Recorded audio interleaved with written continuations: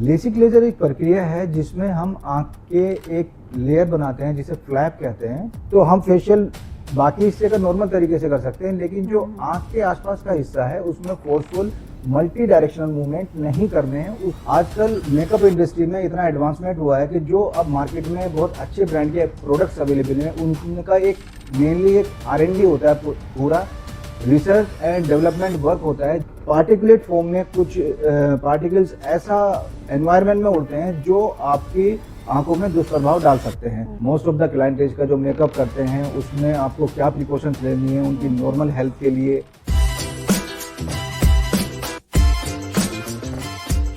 Hi friends, मैं शाहाना तंजीम from Disha makeovers और आज हम आए हैं मेरठ के बहुत ही मशहूर, जैसे कि आप सभी जानते हैं, विजन केयर आई हॉस्पिटल में। और हमारे साथ हैं वहाँ के MD और LASIK laser surgeon doctor Shakeel Ahmed. तो आज हम मेकअप से रिलेटेड बहुत सारी क्वेरीज इनसे करेंगे कि मेकअप इंडस्ट्री में आई हेल्थ कितनी इंपॉर्टेंट है। तो ये सब जानने के लिए आज हम आए हैं डॉक्टर शकील के पास। तो मिलते हैं डॉक्टर शकील से। Thank you Shahana for choosing Vision Care Super Speciality Eye Hospital as your eye health provider and eye care provider। Health industry और आई इंडस्ट्री और मेकअप इंडस्ट्री आपस में इतना रिलेटेड हैं क्योंकि आप मोस्ट ऑफ द क्लाइंटेज का जो मेकअप करते हैं उसमें आपको क्या प्रिकॉशंस लेनी है उनकी नॉर्मल हेल्थ के लिए, उसमें कैसी सावधानी बरतनी है कि उसमें जो भी लोग आपसे मेकअप करा रहे हैं वो कोई उसके दुष्प्रभाव ना हो। तो वो आपके बहुत सारी क्वेरीज हैं, बहुत सारे क्वेश्चंस हैं, वो कुछ आपके भी हो सकते हैं, वो आपके कस्टमर्स के भी हो सकते हैं, आपके क्लाइंट्स के भी हो सकते हैं। तो आप मुझसे फ्रीली 1 by 1 उसके बारे में प्रोसीड कर सकते हैं। यस, यही हमें जानना था, क्योंकि हमारे पास जो क्लाइंट्स आते हैं उनके साथ बहुत सारी समस्याएं होती हैं। वो हमसे पूछते हैं बहुत सारी चीज़ें जो डॉक्टर से रिलेटेड होती हैं, वो हमें नहीं पता होती हैं। तो आज हम उन्हीं क्वेरीज को पूरी तरह से सॉल्व करने की पूरी कोशिश करेंगे। तो सबसे पहला क्वेश्चन मेरा मैं सभी मेकअप आर्टिस्ट के लिए पूछना चाहूँगी, क्योंकि हमें 7 से 8 घंटे डेली वर्क करना होता है और आई कांटेक्ट हमारा पूरा रहता है और आपको पता है कितना क्रिएटिव वर्क होता है। तो अपनी आई हेल्थ के लिए हम ऐसा क्या कर सकते हैं कि हम इजीली खुद से कर पाएँ डेली में? हमें क्या ध्यान रखने चाहिए अपनी आई हेल्थ को लेकर? बहुत अच्छा क्वेश्चन शाहाना जी, क्योंकि आपका एक एक्सपोजर 8 से 10 या 12 घंटे का ऐसा रहता है जिसमें आप अपने स्टूडियो में लगातार मेकअप करती हैं। तो इसमें बेसिकली 2 चीज़ें होती हैं। जो पहला है लाइट एक्सपोजर। तो बहुत इंटेंस लाइट का एक्सपोजर होता है जिससे आंख में बार बार वाटरिंग का जाना, बार बार इरिटेशन, जलन का होना, ये समस्याएं बहुत ज़्यादा कॉमन हैं। दूसरा, जो हम प्रोडक्ट्स यूज़ करते हैं उसमें ऐसे प्रोडक्ट्स हो सकते हैं, चाहे वो परफ्यूम के बेसिस हों या डिओड्रेंट की फॉर्म में हो या पार्टिकुलेट फॉर्म में हो, जैसे पाउडर फॉर्म होता है आपका, जैसे जो आप बेसिकली स्किन को एक बेस बनाने के लिए यूज़ करते हैं। तो उसमें एक पार्टिकुलेट फॉर्म में कुछ पार्टिकल्स ऐसा एनवायरनमेंट में उड़ते हैं जो आपकी आंखों में दुष्प्रभाव डाल सकते हैं। तो उसको अवॉइड करने के लिए आप रेगुलरली हर घंटे ब्रेक लेके अपना वॉश करें सिंपल टैप वाटर से। तो उससे जितने टॉक्सिन्स रिलीज होते हैं, जितना भी इरिटेबल मटेरियल आपके आंखों में गए हैं, वो वॉश आउट होते रहते हैं, जिससे कि लॉन्ग टर्म में उनका दुष्प्रभाव बहुत कम होता है। तो इस चीज़ का बेसिक सावधानी आपको बरतनी है कि बीच बीच में ब्रेक लेके आप रेगुलरली अपना वॉश करते रहें। तो नेक्स्ट क्वेश्चन हमारा डॉक्टर शकील अहमद से ये है कि हम मेकअप तो सभी यूज़ करते हैं, सभी आर्टिस्ट काम कर रहे हैं, बहुत अच्छे मेकअप यूज़ कर रहे हैं, बट हम उनसे जानना चाहते हैं एज अ डॉक्टर, वो हमें बताएंगे कि हमें किस तरह के प्रोडक्ट यूज़ करने चाहिए और किस तरह के प्रोडक्ट हमें नहीं यूज़ करने चाहिए। आजकल मेकअप इंडस्ट्री में इतना एडवांसमेंट हुआ है कि जो अब मार्केट में बहुत अच्छे ब्रांड के प्रोडक्ट्स अवेलेबल हैं, उनका एक मेनली एक R&D होता है, पूरा रिसर्च एंड डेवलपमेंट वर्क होता है, जिसमें फार्मास्यूटिकल कंपनीज के भी टॉप लीडर्स एसोसिएटेड रहते हैं, जो ये डिफाइन करते हैं कि ये प्रोडक्ट्स हमारे सेंसिटिव स्किन के लिए या सेंसिटिव स्ट्रक्चर ऑफ आईज के लिए सेफ हैं या नहीं है। जब वो स्टैंडर्ड अचीव कर लेते हैं और वहाँ से एक पूरा उनको क्लियरेंस मिल जाता है, वो तभी कॉमर्शियली अवेलेबल होते हैं। लेकिन ये जो स्टैंडर्ड हैं, ये कंपनी जो बहुत अच्छी हैं वही यूज़ करती हैं, अच्छी ब्रांडेड कंपनी यूज़ करती हैं। इसलिए हम अपने स्तर से ये ध्यान रखें कि प्रोडक्ट्स हमेशा सर्टिफाइड यूज़ करें, जिससे कि हमारे क्लाइंट्स के आंखों पर, त्वचा पर उनका कम से कम दुष्प्रभाव हो। तो ये जो प्रोडक्ट्स होते हैं इन पे बेसिकली पूरा टाइटल होता है, these are hypo allergic products. यानी कि ये बहुत ही लिमिटेड एलर्जी कॉज करते हैं। जो सेंसिटिव जिनकी आईज होती हैं तो ये उनमें बहुत ही कम रिएक्शन कॉज करते हैं। तो हमें हमेशा ऐसे प्रोडक्ट यूज करने हैं जो हाइपो एलर्जिक हों। बहुत बहुत ही अच्छी नॉलेज डॉक्टर साहब ने हमें दी है, और इस बात का हम सभी मेकअप आर्टिस्ट को ध्यान रखना चाहिए कि हमेशा हमें आईज के लिए या फेस के लिए हम कहीं भी कोई प्रोडक्ट यूज़ कर रहे हैं वो अच्छे ब्रांड के हों। हमारा अगला क्वेश्चन ये होगा कि अगर हम सावधानी नहीं बरतते हैं एज अ मेकअप आर्टिस्ट, अगर हम सावधानी नहीं बरतते हैं तो क्या मेकअप हमारी आईज के लिए रिस्की हो सकता है? क्योंकि जितने भी मेकअप प्रोडक्ट्स आते हैं तो इसमें एक पूरा सीलिंग एक मॉड्यूल होता है कि उसको हमें कैसे प्रॉपरली सील करके रखना है जिससे कि हम उनको मल्टीपल क्लाइंट्स में यूज कर सकें। तो इसमें सबसे ज़्यादा जो रिस्क होता है, अगर कोई एक्सपायर्ड प्रोडक्ट हमने यूज़ कर लिया या कोई ऐसा प्रोडक्ट यूज़ किया है जिसमें हमने सील प्रॉपर नहीं किया है, तो उसमें क्रॉस कंटामिनेशन के चांस रहते हैं। यानी कि एक संक्रमण वो दूसरी आंख में जा सकता है, क्योंकि खुले हुए प्रोडक्ट में बैक्टीरिया डेवलप कर जाते हैं जिसकी वजह से एक बैक्टीरियल इन्फेक्शन या आंख का संक्रमण हो सकता है। अगर कोई भी क्लाइंट ऐसा है कि मेकअप के बाद किसी भी तरह की इरिटेशन या कोई कंप्लेंट बता रहा है तो उनको एक अच्छे नेत्र चिकित्सक से तुरंत जांच करानी चाहिए। तो नेक्स्ट क्वेश्चन मैं उनसे करना चाहूँगी कि हमारे पास जो क्लाइंट्स आते हैं उनके पास फॉल्स आईलैशेस या कुछ लोग आईलैश एक्सटेंशन भी करा के आते हैं, तो जितनी भी ये फॉल्स हम लगाते हैं, फॉल्सीज लगाते हैं, तो मैं उनसे जानना चाहूँगी कि ये किसी तरह से आपकी आईज को प्रभावित कर सकती हैं? और आजकल मेकअप इंडस्ट्री में आईलैशेस एक्सटेंशन का बहुत ज़्यादा इस्तेमाल हो रहा है।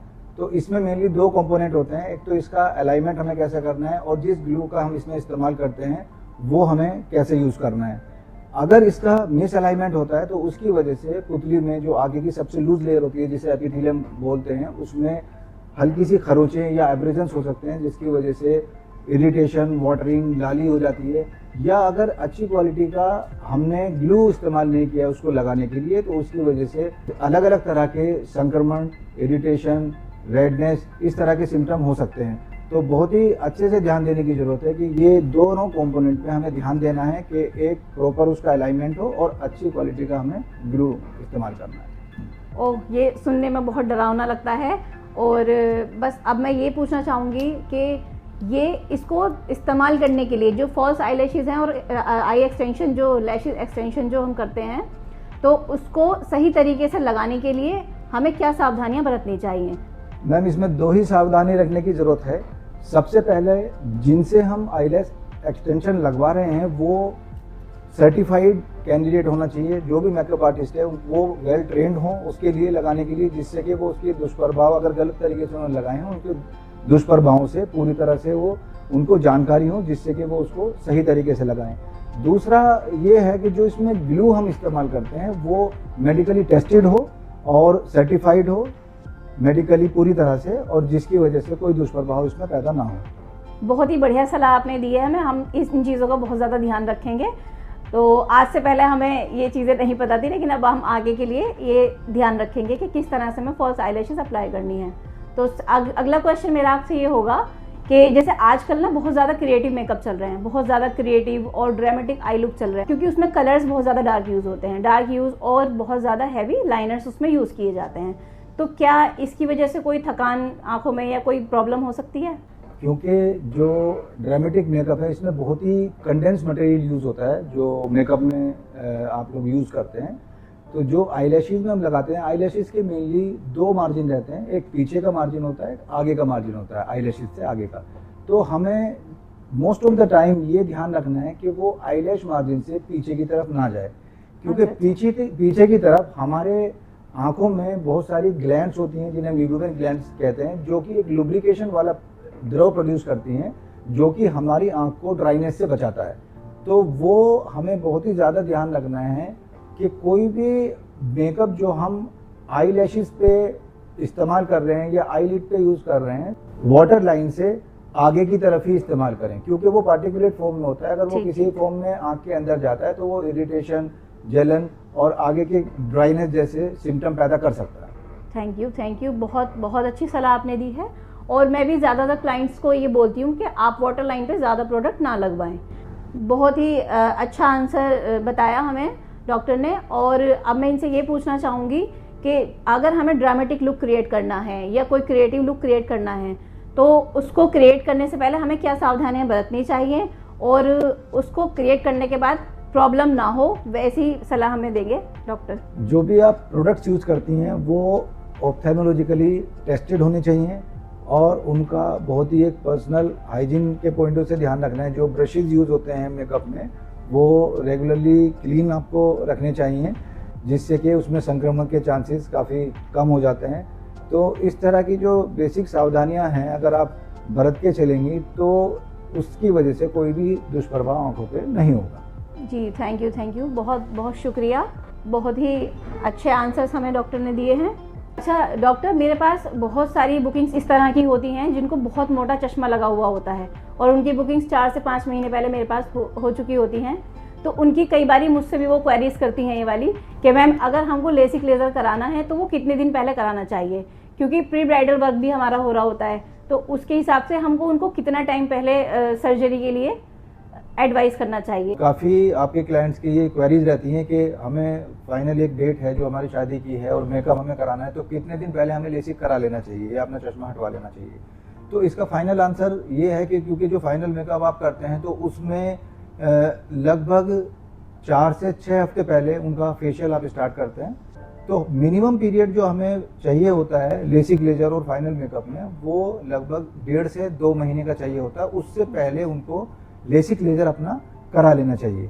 तो नेक्स्ट क्वेश्चन मैं आपसे करना चाहूँगी, लेसिक की बात हो ही रही है हमारी कि लेसिक जब हो जाता है उसके बाद हमारे यहाँ जैसे फेशियल के लिए क्लाइंट्स आते हैं तो उसका कोई दुष्प्रभाव उन पर पड़ सकता है या कितने टाइम पीरियड के बाद हम उनका फेशियल स्टार्ट कर सकते हैं? जी मैम, लेसिक लेजर एक प्रक्रिया है जिसमें हम आँख के एक लेयर बनाते हैं जिसे फ्लैप कहते हैं।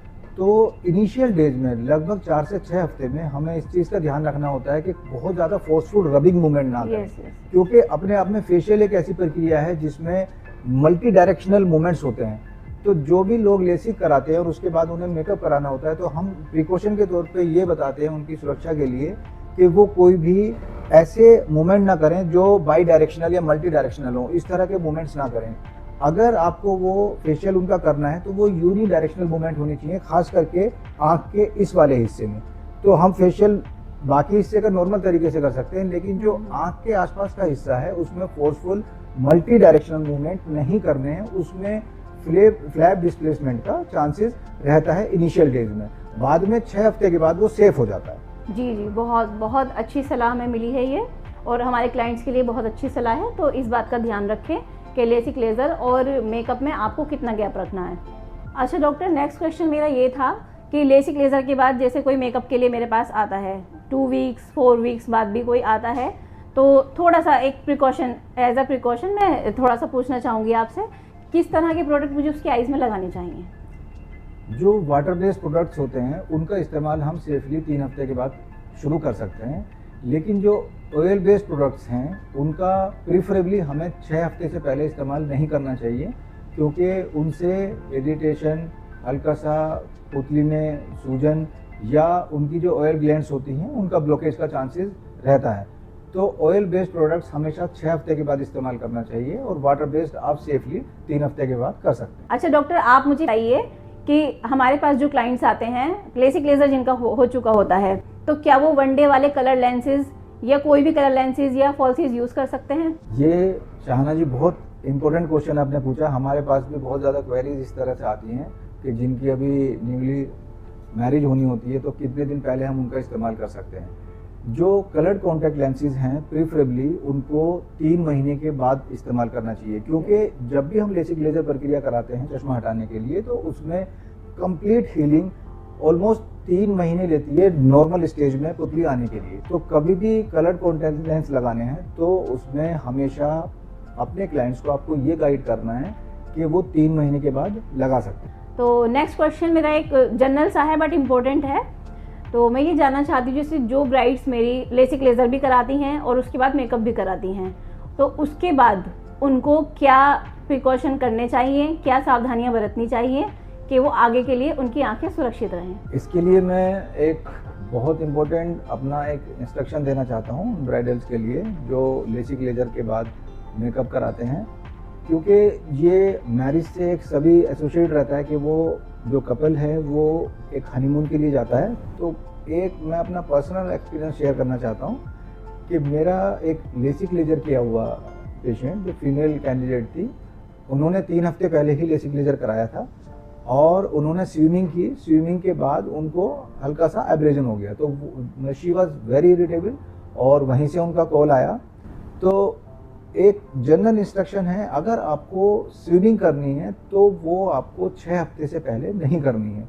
तो ये एक स्पेशल इंस्ट्रक्शंस हैं उन लोगों के लिए जो हनीमून के लिए जा रहे हैं और लेसिक के बाद वो ब्राइडल जा रही हैं। तो उनको ये स्पेशली कह के भेजना है कि आपको रूटीन जो एक्टिविटीज़ है वो अपना अगले दिन से आप कर सकते हैं। जो आपका मेकअप वगैरह है वो आप 3 वीक्स के बाद कर सकते हैं लेसिक लेजर के। लेकिन अगर स्विमिंग करनी है तो उसमें एटलीस्ट 1.5 महीने का ऐसा अंतराल होना चाहिए कि उसके बीच में वो उसका प्रिकॉशन ले सकें। 1.5 महीने के बाद फ्रीली स्विमिंग करी जा सकती है। बहुत ही अच्छी नॉलेज डॉक्टर शकील अहमद ने हमें दी है और मैं ब्राइड से यही कहना चाहूँगी कि आप अपने ये जो गैप्स हैं इनका ध्यान रखें कि वो आपको कितने दिन पहले लेसिक लेज़र कराना है, कितने दिन पहले आपको अपने फेशियल जो भी कराने हैं वो कितने दिन पहले कराने हैं, वो सब कुछ आपको बताया जा चुका है। तो इस चीज़ का ध्यान रखें और बाद में होने वाली जो भी आपको सावधानियां हैं उसका ध्यान रखें। तो अब लास्ट में जाते जाते मैं आपसे पूछना चाहूँगी कि हमारी क्लाइंट्स की अच्छी आई हेल्थ के लिए आप क्या टिप्स शेयर करना चाहेंगे? जो जनरल आई केयर टिप्स हैं वो मोस्टली डिस्कस हो चुके हैं। तो आखिरी में मैं यही कहना चाहूँगा कि जिन क्लाइंट्स का मेकअप करते हैं उनको ये इंस्ट्रक्शन आप दे के भेजें कि वो अपना रेगुलर बेसिस पे रात को अच्छे से हैंड वॉश करेंगे, जिससे कि कंटेमिनेशन या संक्रमण के चांसेस कम होते हैं। उनको रेगुलर मेकअप उतार के सोना है। अगर आईलैशेस एक्सटेंशन उन्होंने लगाया हुआ है तो उसको रिमूव करना है। अगर उन्होंने कॉन्टैक्ट लेंस कलर्ड वाले लगाए हुए हैं तो वो भी हमेशा रिमूव करके सोने हैं, क्योंकि अगर वो गलती से उसको लगे हुए सो जाते हैं तो वो इरिटेशन कोज कर सकते हैं। उनके आंखों में कई तरह के दुष्प्रभाव पैदा हो सकते हैं, संक्रमण हो सकता है। तो ये सब बचाने के लिए आपको एक स्पेशल इंस्ट्रक्शन अपने क्लाइंट्स को देके भेजना है कि इस तरह से ये फॉलो करना है, जिससे कि आपकी आंखों में इस मेकअप का कोई भी दुष्प्रभाव ना पड़े। थैंक यू इतनी सारी अच्छी नॉलेज हमारे साथ शेयर करने के लिए। जैसे कि हमने डॉक्टर से सारे ही क्वेश्चन अपने किए हैं, हमारी नॉलेज में जो भी क्वेश्चन थे, जो भी क्वेरीज मुझसे क्लाइंट्स करते हैं, मेरी ब्राइड्स करती हैं, वो सभी क्वेश्चन पुट किए हमने और हमें बहुत अच्छी नॉलेज मिली। और भी कोई क्वेरीज अगर आपकी रह गई हो तो आप कमेंट्स में नीचे लिख सकते हैं, आपको आंसर ज़रूर मिलेगा। और ऐसे ही और बहुत सारी नॉलेज वाली वीडियोस देखने के लिए विजन केयर इंडिया को फॉलो करें। मैं इनकी आईडी कैप्शन में मेंशन कर दूंगी, उनको फॉलो करें, सब्सक्राइब करें, शेयर करें। Thank you.